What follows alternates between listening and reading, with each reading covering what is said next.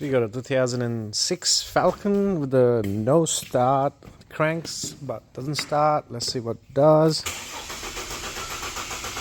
It's cranking, but not starting. Let's do a compression test real quick. Sounds healthy anyway. So the key on this model, accelerator all the way down, and crank it and listen for the engine.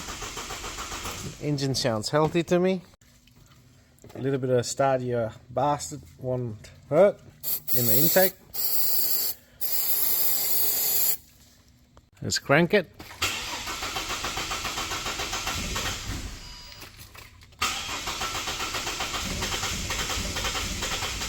Yeah, it tries to start. So we're looking at probably a fuel related issue. Look at our injector pulse. See what we're getting. Just on my injector number 1 there. Scope. It looks good. I got the signal. It's working just fine. Injector are getting controlled. I got a fuel pump fuse out of there.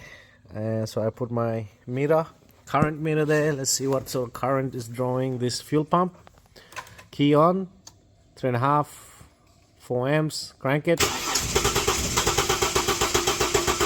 So about 4.1 amps. So the fuel pump is chewing some current, so 4 amps is pretty good for this pump. So let's see what is going on. Okay, underneath the car I got 2 fuel line here. One's coming out return, one's going into the rail.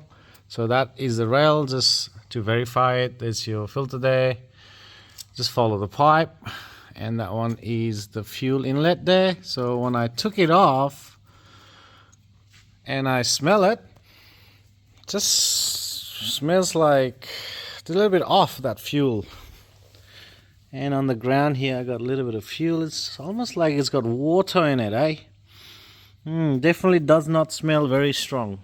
Underneath the car now, just trying to do a fuel pressure test there. Just my rig right there, and I also got a switch here for starter. So coming up from my starter relay, just a switch so I can crank the engine without having to go upstairs, so I can watch the pressure here. So be a bit careful doing this sort of test. Obviously make sure the car is in park neutral, handbrakes up, basically be careful. Yep, so it's my starter switch with the long wire there, so I can reach to the back of the car if I'm working over there and I need to start the car. Basically bought it at backyardmechanics.com. Okay, right, let's flick the switch and we'll watch the pressure there. Alright, we got 40 psi. That's plenty to start the car. So we got good pressure, we got injector control, the engine can run with the starter bastard starting fluid. So putting everything together here, I can smell very off this fuel. Doesn't smell very strong, so I'm gonna get a sample now. I think there's just a lot of water in this tank. Let's get some sample of this fuel, starter motor.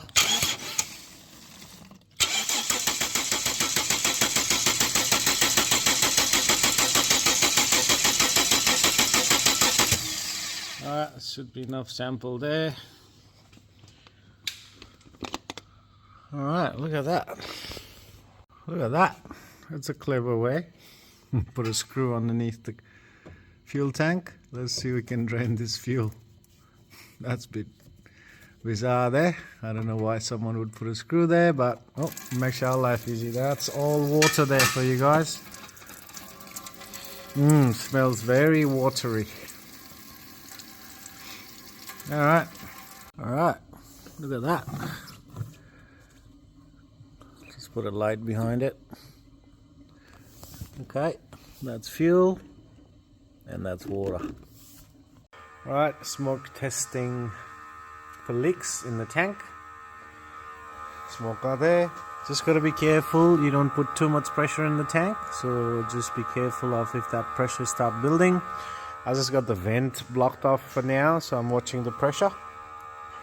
Couldn't find any leaks around the tank, so just when I went to take this vent off to block it, I got a bit of a water come out of there from that chassis cross frame there. So not sure. So looking at, sort of sits in that chassis there, so looking at either side of this rail, the chassis or the tray rail here, it's full of rubbish in there in both sides of the tray, and there's a hole on top of the tray there, rust holes everywhere. So, and it's filled with, you know, grass and mud and whatnot. So maybe it was filling up with you know, water and getting into that vent pipe there. I'm not sure. Is that how the water got in there in the tank?